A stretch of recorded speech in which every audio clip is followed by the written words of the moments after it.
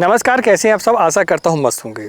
दोस्तों, जब भी आप कोई फसल लगाते हैं, जिस समय पर आप लगाते हैं उसी समय यह डिसाइड हो जाता है कि आपको बाज़ार पर भाव कितने मिलने वाले हैं, और दूसरा उसका उत्पादन आपका कैसा होने वाला है, और तीसरा उस पर रोग कैसे आने वाले हैं। आज इस वीडियो पर मैं आपको बताऊँगा कि सितंबर के महीने में यदि हम सब्जी की खेती करना चाहते हैं तो हमें कौन सी सब्जी लगानी चाहिए, दूसरा उसका सही समय क्या है, तीसरा हम 4 प्रकार की सब्जी उसमें जानने की कोशिश करेंगे। पहली वो फसलें होंगी जो कि लंबे समय तक चलेंगी, आप उनकी हार्वेस्टिंग मार्च अप्रैल तक कर सकते हैं, और दूसरी फसलें होंगी हमारी बेल वर्गीय। तीसरी वो फसलें होंगी जो कि लागत पर कम होंगी, थोड़ी सी रिस्क होती ये कि वो सफल उन्हें करना थोड़ा सा मुश्किल होता है, और चौथी वो होगी कंद वर्गीय फसलें, जो कि यदि आप लगाते हैं इस समय पर, खासकर सितंबर के महीने में, तो अब यकीन मानिए आपको उनके रेट मिलने वाले हैं। थोड़ी सी मेहनत आपको करनी पड़ती है। तो चलिए वीडियो की शुरुआत करते हैं, और सबसे पहले हम ये जानते हैं कि वो कौन सी फसलें हैं जो कि आप यदि सितंबर के महीने में लगाते हैं तो आप लंबे समय तक, यानी कि मार्च अप्रैल तक उनकी हार्वेस्टिंग कर सकते हैं बड़े आसानी से। उन फसलों में सबसे पहली फसल है दोस्तों, वो है टमाटर। जैसा कि आप मेरे पीछे देख रहे हैं, ये हमारी टमाटर की फसल है, और हमने इसकी टीपी कल ही की है, और भी टीपी हमारी बाकी है 1 एकड़ की, तो हम सितंबर के महीने में लगभग 1 सप्ताह की बात करेंगे। टमाटर आप जितना लेट लगाते हैं, सितंबर महीने तक पहुंचाते हैं उसे, आप देखेंगे उस पर रोग बहुत कम आते हैं, और जब फसल पर रोग कम आएंगे तो आपको उत्पादन उसका अच्छा मिलेगा, आपको लागत कम होने वाली है। भाव थोड़ा सा 19-20 होता है, लेकिन भाव और मौत की कोई गारंटी होती नहीं है।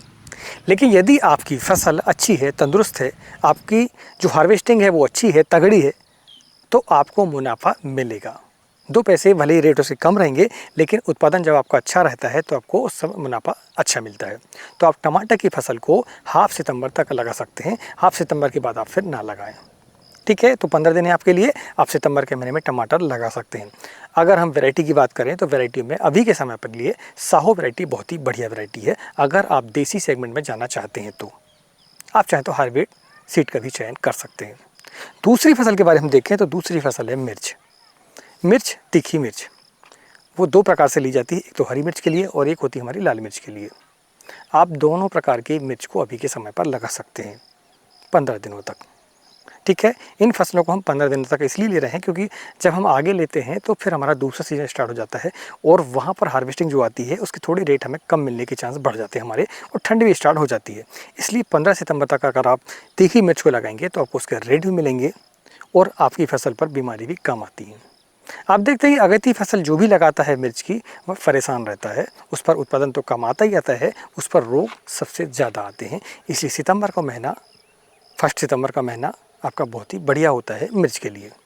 15 अगस्त के बाद अगर जो भी आप फसल लगाते हैं मिर्च की, तो आप देखेंगे उस पर रोग बहुत ही कम आते हैं, तो आप हरी मिर्च की खेती भी इस समय पर कर सकते हैं। इसके बाद तीसरी फसल की हम बात करें तो तीसरी फसल है दोस्तों आपकी, वो है शिमला मिर्च। शिमला मिर्च पर सबसे बड़ी समस्या है थ्रिप्स की, वायरस की।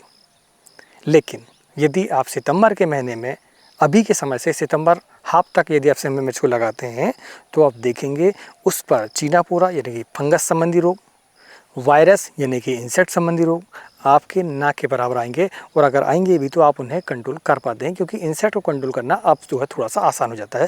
ह्यूमिडिटी जितनी ज़्यादा रहती है तो इंसेक्ट को कंट्रोल करना उतना ही मुश्किल होता है, उनकी जो उपज है वो और ज़्यादा बढ़ जाती है।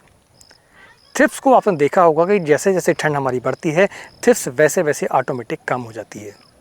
इसीलिए यदि आप सितंबर के महीने में शिमला मिर्च की खेती करते हैं तो फंगस संबंधी रोग तो वैसे भी कम आएंगे, क्योंकि बरसात इस समय पर मध्यम हो जाती है, लेकिन साथ में इंसेक्ट को भी कंट्रोल करना आपके लिए बहुत ही आसान हो जाता है। शिमला मिर्च की सबसे बड़ी समस्या में अगर हम देखें तो वो है, एक पहली विल्ट जो शुरुआत में आती है, दूसरा होती है हमारी वायरस, और तीसरी होती है हमारी फंगस। तो ये तीन ही समस्याएं जो है आपकी सितंबर के महीने में यदि आप टीपी करते हैं तो आपको ये तीनों समस्याएं नहीं आती हैं, ये इस बात की मेरी गारंटी है। बहुत कम आती हैं और कंट्रोल भी हो जाते हैं। ठीक है, तो ये हमारी 3 फसलें ऐसी हुई जो कि लंबे समय तक आपको उत्पादन देती हैं, हालांकि इन पर खर्चा थोड़ा सा ज़्यादा रहता है। अब हम बात करते हैं बेल वर्गीय फसलों के बारे में। यदि जानकारी पसंद आ रही है तो वीडियो को लाइक जरूर करें। बेल वर्गीय फसलों में सबसे अच्छी फसल है अभी के समय पर खीरा। खीरा उत्पादन में तो नंबर 1 है ही, साथ में यदि आप इस समय पर लगाते हैं तो आपकी हार्वेस्टिंग तो अच्छी आएगी, साथ में उस पर रोग भी कम आते हैं। इंसेक्ट की समस्या तो वैसे भी खीरे पर कम ही आती है, कभी कभी हम वाइट फ्लाई की समस्या देखने को मिलती है और फ्रूट फ्लाई की समस्या देखने को मिलती है। तो फ्रूट फ्लाई को कंट्रोल करने का सबसे अच्छा तरीका वो ये है कि आप जो है फ्रूट फ्लाई ट्रैप को कम से कम 10 प्रति एकड़ के हिसाब से आप लगा दें, तो आप देखेंगे आपकी फसल पर फ्रूट फ्लाई की समस्या नहीं रहती है। समय समय पर आप इंसेक्टिसाइड का इस्तेमाल तो करते ही हैं, लेकिन फ्लावर आने के पहले आप फ्रूट फ्लाई ट्रैप को लगा दें। ठीक है, तो आपकी जो खीरे की फसल है वह बहुत ही बढ़िया रहेगी। समय समय पर आपको वाइट फ्लाई और थ्रिप्स के लिए इंसेक्टिसाइड का इस्तेमाल करना पड़ता है, जैसे कि प्रोपेक्स सुपर है, ठीक है, डेलीगेट है, एसिटामिनोप्रिड है, थाइमेथाक्सम है, इमिडाक्लोपिड है, इमामेक्टिन बेंजोएट है।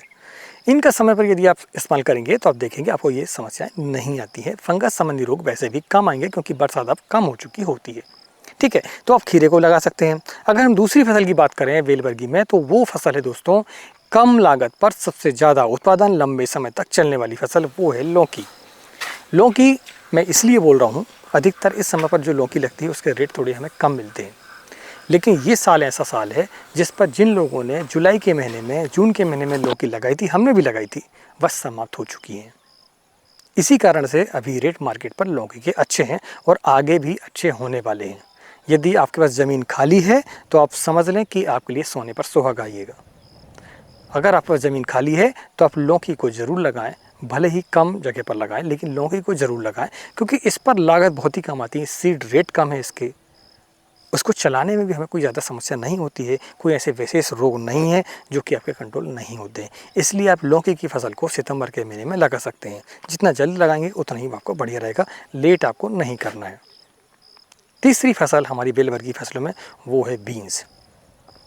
बीन्स में यदि हम देखें तो लॉन्ग बीन्स, फ्रेंच बीन्स ये होती हैं। दूसरा सैम है आपकी, वो भी बीन्स में आती है। आपका फर्रास जो कि फ्रेंच बीन्स के नाम से जाना जाता है, बहुत ही बढ़िया वैरायटी है मोरेलेडा, आप उसे लगा सकते हैं। अगर हम बीन्स में देखें जो मीडियम साइज़ की बीन्स है हाइब्रिड में, तो वो है YB7 सिंजेंटा कंपनी की, बहुत ही बढ़िया वैरायटी, आप इसे लगा सकते हैं। देसी सेगमेंट में यदि हम देखें तो गोमती अंकुर सीड की बहुत ही बढ़िया वैरायटी है। आप बीन्स की खेती अगर करेंगे तो आप देखेंगे आपको लागत तो बहुत ही कम आती है, साथ में इस पर जो रोग हैं बहुत ही कम आते हैं। उत्पादन आपको लगभग 45 से 50 दिनों में मिलना स्टार्ट हो जाता है। तो इतने कम समय पर आप कितने स्प्रे करेंगे, कितनी खाद देंगे? वैसे भी यह दाल वर्गी फसल है, तो होता ये है कि आपको नाइट्रोजन की मात्रा तो वैसे भी कम लगती है। उल्टा यह जो फसल है आपकी अगली फसल के लिए नाइट्रोजन छोड़ के जाती है, क्योंकि इस पर नाइट्रोजन ग्रंथियाँ होती हैं। रेट आपको मिलना तय है। आप बीन्स की फसल लगाएं बेल वर्गी फसलों में।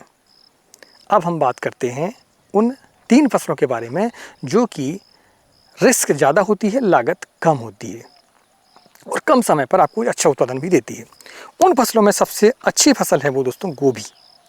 गोभी एक ऐसी फसल है, चाहे आप फूल गोभी की बात करें, चाहे आप पत्ता गोभी की बात करें, अभी की जो लगी गोभी है आपको रेट मिलना तय है उसके, आपको 40 रुपये केजी से ऊपर ही मिलने वाले हैं, और कहें तो 50-60 भी पहुंच जाएं।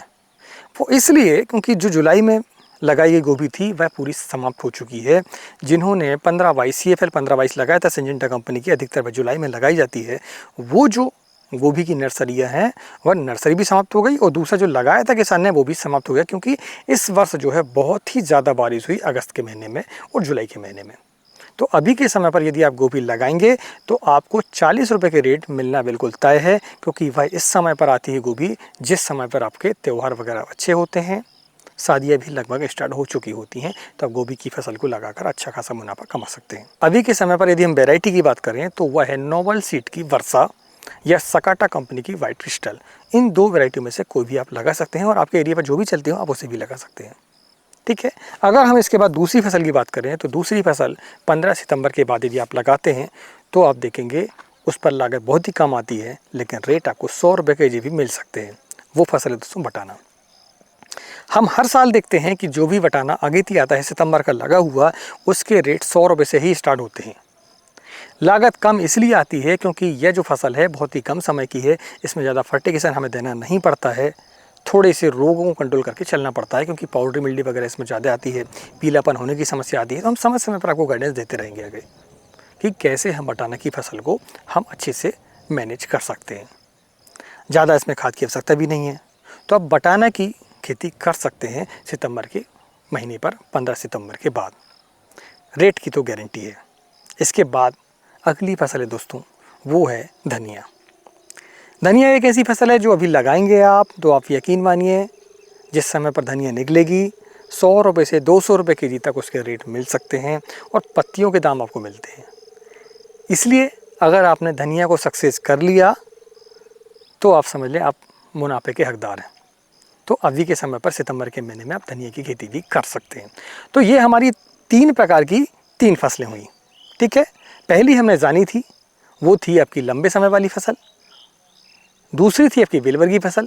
तीसरी थी आपकी कम समय पर ज़्यादा उत्पादन और कम लागत पर ज़्यादा उत्पादन, लेकिन रिस्क सबसे ज़्यादा। अब हम चौथे प्रकार की फसलों को जानते हैं, जो कि हमारी कंदवर्गीय हैं, जो कि जड़ वाली फसल हैं। उनको जानने से पहले यदि जानकारी पसंद आ रही हो तो वीडियो को लाइक ज़रूर करें। चैनल पहली बार है तो चैनल को सब्सक्राइब करने की आवश्यकता है आपको। अगर चैनल पहली बार आए हैं तो चैनल को सब्सक्राइब जरूर करें, क्योंकि यह फ्री है।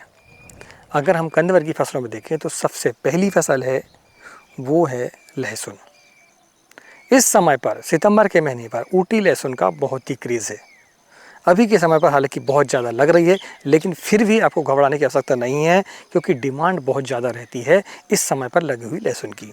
आप ऊटी लहसुन को लगाकर अच्छा खासा मुनाफा कमा सकते हैं। हालांकि इस पर लागत थोड़ी सी ज़्यादा है, क्योंकि इसका जो सीड है थोड़ा सा महंगा है। अभी के समय पर 400 से 500 रुपये केजी आपको सीड मिलेगा और लगभग 3 से 4 कुंटल सीड आपको लगता है प्रति एकड़ के हिसाब से। तो इन्हें 1.5 से 2 लाख रुपए का आपका खर्चा हो जाता है। तो यदि आप खर्चे को मैनेज कर सकते हैं तो आप लहसुन की फसल को अभी के समय पर लगा सकते हैं। दूसरी फसल है प्याज। प्याज हालांकि थोड़ी लेट लगती है, लेकिन फिर भी मैं आपको बता दूं कि एक तरीका है। आप जो छोटी वाली प्याज होती हैं मार्केट से उन्हें सस्ते पर ख़रीदें और अपने खेत पर लगा दें। तो आप चाहें तो उसकी पत्तियाँ भी बेच सकते हैं और आप चाहें तो उसका प्याज भी बेच सकते हैं बड़े होने के बाद। तीसरी फसल है आलू। अभी आपने देखा होगा आलू 20 रुपये केजी से ऊपर ही मिल रहा है होलसेल पर, और अब शॉर्टेज आने वाला है स्टोरेज पर। जो स्टोरेज है हमारे वहाँ पर शॉर्टेज आने वाला है आलूओं का। तो अभी ये हाल है, तो आप सोचो आगे आने वाले 2 महीने के बाद क्या हाल होने वाले हैं। यदि आप इस समय पर कच्चे आलू, जो कि कच्चे आलू की हम बात करते हैं, पका आलू तो थोड़ा लेट आता है, लेकिन अभी का जो लगा आलू है वह कच्चा आलू कहलाता है, जो कि दीपावली के समय पर निकलता है और लगभग 60 से लेकर 70 दिनों में आपकी हार्वेस्टिंग हो जाती है। और यदि आपने दीपावली के समय पर इसकी हार्वेस्टिंग कर ली कच्चे आलू की, तो आपको वेट तो मिलेगा ही, रेट भी मिलेगा। रेट आपको मैं गारंटी देता हूँ 30 रुपये केजी से नीचे नहीं मिलेंगे आपको आलू के। और आलू पर आप देखें तो अब जो आलू लगा है उस पर थोड़ी सी केयर आपको करनी पड़ेगी। हालांकि बरसात अब कम हो जाती है तो थोड़ी सी केयर हमें कम करनी पड़ती है। यदि आपकी ज़मीन पर जल भराव ना हो, तो भूरी भूरी मिट्टी हो, जल भराव ना हो, तो आप आलू की फसल से अच्छा खासा मुनाफा कमा सकते हैं। दोस्तों हमने इस वीडियो पर आपको 4 प्रकार की फसलें बताई हैं और चारों 3 प्रकार की थी, टोटल 12 फसलें आपको बताई हैं। यदि जानकारी पसंद आई हो तो वीडियो को एक लाइक ज़रूर करें, और आपको कोई भी सलाह खेती संबंधी चाहिए सब्जी वर्गी तो आप हमें कमेंट के माध्यम से लिख सकते हैं। हम पूरी कोशिश करेंगे आपके सवालों के जवाब देने की। मिलते हैं एक नए वीडियो में एक नई जानकारी साथ। तब तक नमस्कार, जय हिंद, जय किसान, जय जवान।